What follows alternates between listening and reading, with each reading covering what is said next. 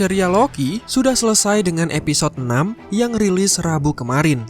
Walau demikian, serial ini berdampak besar bagi kelanjutan film-film MCU, khususnya Spider-Man Far From Home dan Doctor Strange in the Multiverse of Madness yang keduanya mengadaptasi tema multiverse.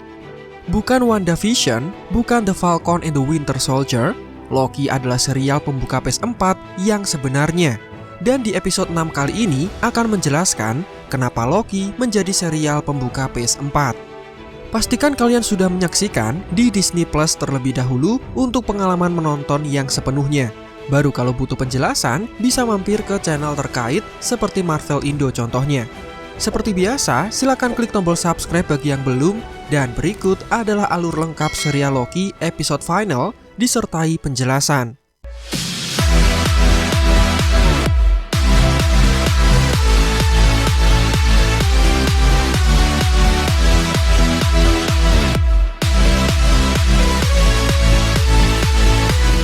Episode 6 dibuka dengan Loki dan Sylvie yang terlihat bersama.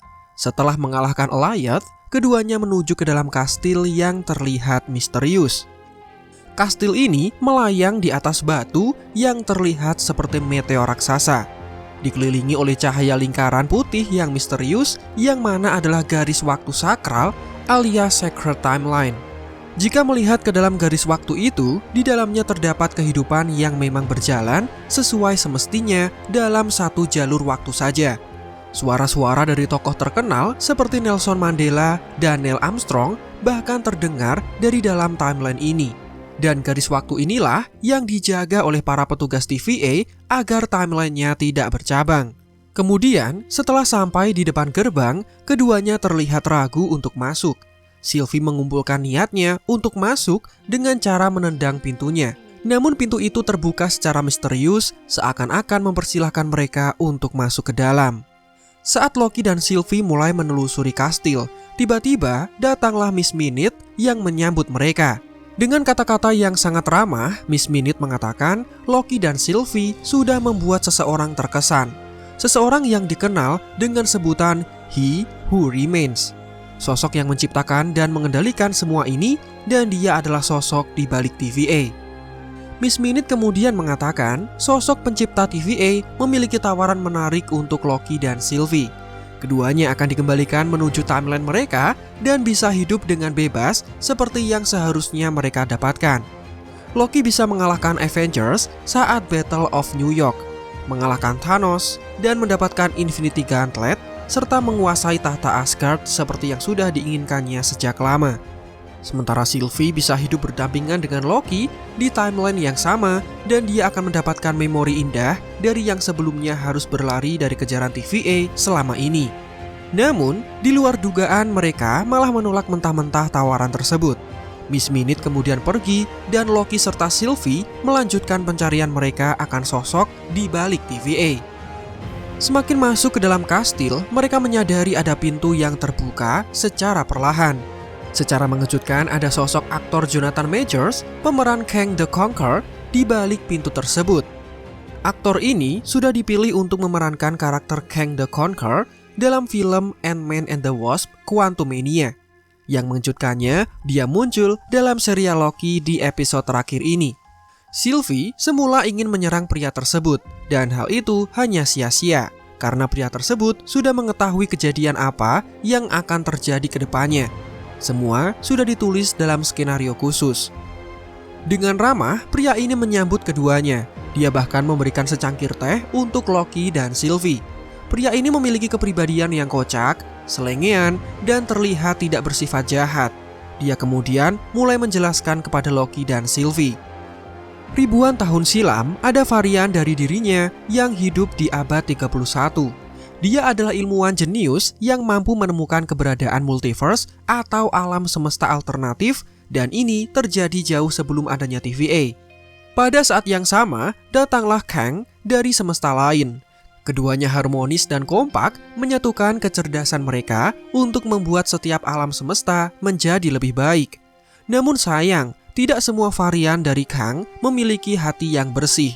Bagi sebagian varian, Kang menemukan dunia baru atau timeline baru berarti satu hal, inilah saatnya untuk menaklukkan dunia tersebut. Ini membuat kedamaian antar realitas menjadi hancur diakibatkan sekelompok varian dari Kang. Pria itu kemudian melanjutkan. Varian pertama yang menemukan multiverse tadi kemudian menemukan makhluk kuat yang mampu menghabiskan ruang dan waktu. Makhluk ini tercipta dari retakan realita di tiap multiverse, dan makhluk ini adalah Elaiyat. Ini berarti sang varian dari abad ke-31 yang dimaksud oleh pria itu adalah dirinya sendiri. Dia kemudian menghentikan perang multiversal dan menciptakan TVA serta membuat satu timeline yang berjalan lurus tidak lagi bercabang. Timeline ini kemudian disebut dengan Sacred Timeline atau timeline sakral. Akhirnya, Kang memberikan dua pilihan kepada Loki dan Sylvie. Mereka bisa membunuhnya sekarang dan menyebabkan timeline bercabang yang akan memunculkan ribuan varian dari Kang yang saling bersaing untuk mendapatkan kekuasaan dan menjadi penguasa. Atau pilihan kedua, Loki dan Sylvie bisa menggantikan posisi Kang dalam memimpin TVA. Mereka bisa mendapatkan kehidupan yang mereka mau dan tetap menangkap para varian yang menyebabkan timeline bercabang. Hal ini membuat Loki dan Sylvie mengalami selisih paham.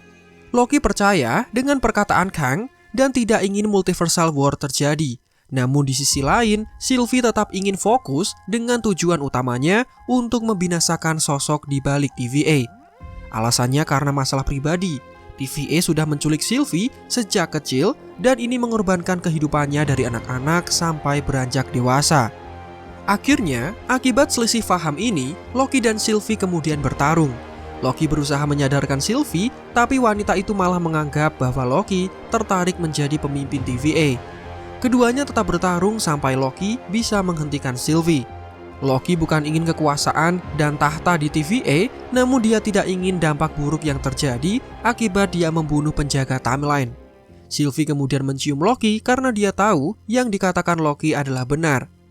Sementara itu, terlihat Ravonna yang mendapatkan file penting dari sosok misterius. Mobius kemudian datang dan ingin menyadarkan Ravonna bahwa selama ini TVA sudah merenggut kehidupan banyak orang sehingga Mobius tahu bahwa hal ini adalah salah. Sekarang Mobius tahu siapa identitas sebenarnya dari Ravonna. Ini berkat Hunter B-15 yang memperlihatkannya kepada salah satu Minutemen agar dia percaya bahwa Ravonna diambil dari kehidupan aslinya. B-15 melarikan diri ke tahun 2018 di daerah Ohio. Dia menunjukkan bahwa di sekolah ini, Hakim Ravonna diculik dan dijadikan pekerja TVA.